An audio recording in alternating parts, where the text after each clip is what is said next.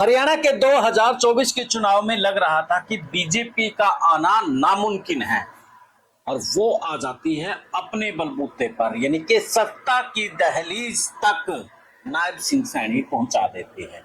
उससे पहले मनोहर लाल खट्टर जिस तरीके से जनता के साथ व्यवहार करते थे, एक अक्कड़पन दिखाते थे, उससे कहीं ना कहीं जो वोट बैंक बीजेपी का पैठ वोट बैंक था वो भी उससे दूर होता जा रहा था।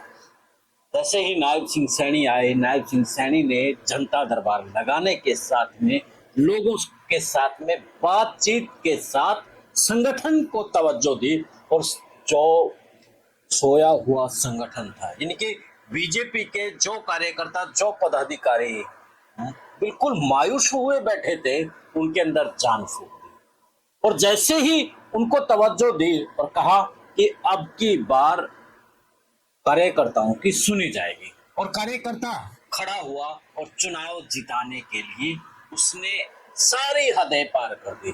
दिन रात वो लगे रहे। जब चुनाव को लेकर के हम जाकर के ग्राउंड पर लोगों से बातचीत करते या फिर जो पदाधिकारी हैं, बीजेपी के कार्यकर्ता हैं, उनसे भी हम मिलते तो वो कहते कि अब की बार तो हमारी सरकार आनी मुश्किल है।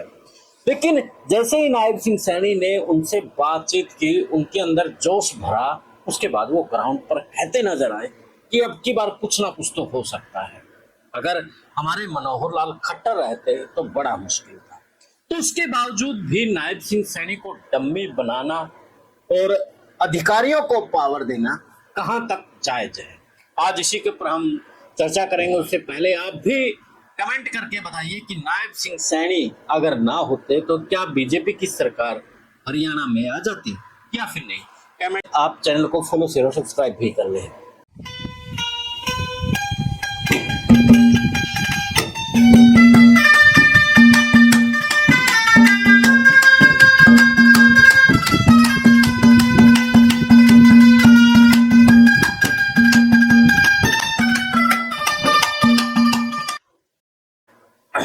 सभी को नमस्कार, राम राम। मैं आपके साथ कुलदीप खंडेलवाल और आप देखना शुरू कर चुके हैं द इनसाइडर न्यूज।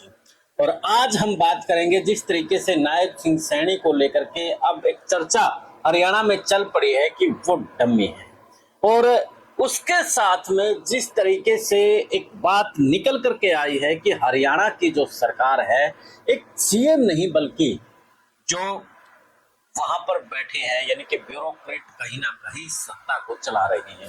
ठीक है, ब्यूरोक्रेट का अपना एक सिस्टम है, लेकिन प्रदेश का मुखिया की भी एक अपनी जिम्मेवारी है।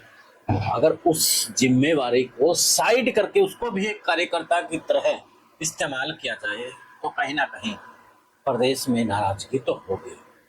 2024 के चुनाव से पहले की बात आप कर लीजिए, जब हालात ये थे कि बीजेपी की लगभग 10 या 15 सीटों तक सिमटने की बात हो रही थी, और आप 2019 के चुनाव में चलिए, और 2019 के चुनाव में जब 75 पार की बात की जा रही थी, उस वक्त बीजेपी महज 40 के आसपास खड़ी हो जाती है, और बैसाखियों के सहारे वो सत्ता लगभग 5 साल चलती है, और लास्ट के जो 6 महीने बचते हैं उसमें तो कहीं ना कहीं बड़ा मुश्किल हो जाता है नायब सिंह सैनी को समय कि किसी तरीके से निकल जाए, क्योंकि वो बैसाखियां हर दिन कमजोर होती जा रही थी, टूटती जा रही थी।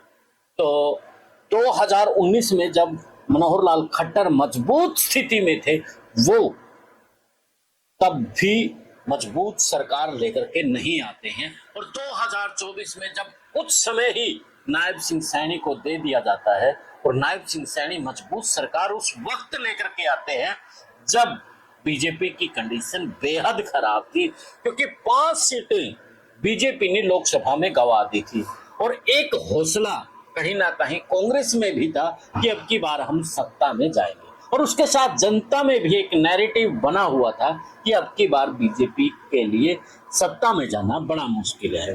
तो जो 10% वोट बैंक है वो नैरेटिव के हिसाब से चलता है, और नैरेटिव तब ये बना था कि कांग्रेस की सत्ता आ सकती है। तो ऐसे में वो 10% वोट बैंक कहीं ना कहीं कांग्रेस की तरफ जाता दिख रहा था। लेकिन जिस तरीके से नायब सिंह सैनी ने अपनी पूरी फौज को लगा दिया था कि अब की बार हमें सत्ता तक पहुंचना है। जब चुनाव के कुछ दिन बाकी थे तब उन्हीं कार्यकर्ताओं से जब हमने बातचीत की कि क्या लग रहा है कि क्या आप सत्ता में जाएंगे, तब उनका यही जवाब था कि सत्ता में जाएं या ना जाएं, लेकिन पहले से हम बेहतर स्थिति में हैं। नायब सिंह सैनी ने जिस तरीके से अपने कार्यकर्ता और पदाधिकारियों में जान फूंक दी थी कि अब 2024 के बाद जो सत्ता आएगी उसमें कार्यकर्ता और पदाधिकारियों की पूछ होगी। अब कार्यकर्ता पदाधिकारियों की पूछ हुई ना हुई वो एक अलग सब्जेक्ट है, लेकिन अब जो वायुपूर्ण के मामले के बाद नायब सिंह सैनी से कहीं ना कहीं जो हंसी थी और जो बात करने का लहजा था वो बदलता नजर आ रहा है, क्योंकि वायुपूर्ण मामले में जिस तरीके से उनकी नहीं चलने दी गई, उनका जो अंदर का खुमार था वो भी निकला कि मेरी तो चपरासी तक की बदली करने की औकात नहीं है, कि संदीप ने बाहर आकर के बताया था। तो उसके बाद कहीं ना कहीं नायब सिंह सैनी की जो छवि है उसको डेंट लगा है।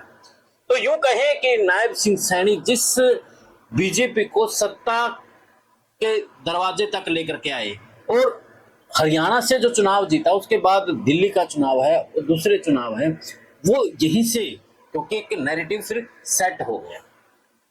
तो अब नायब सिंह सैनी को ताकत ना देना कहीं ना कहीं हताश निराश सीएम भी हैं और उनसे जुड़े लोग भी हैं। और आप आज क्या कहेंगे कमेंट करके जरूर बताना। देश और प्रदेश की खबरों के लिए जुड़े रहें इनसाइडर न्यूज के साथ। जय हिंद, जय भारत, जय हरियाणा।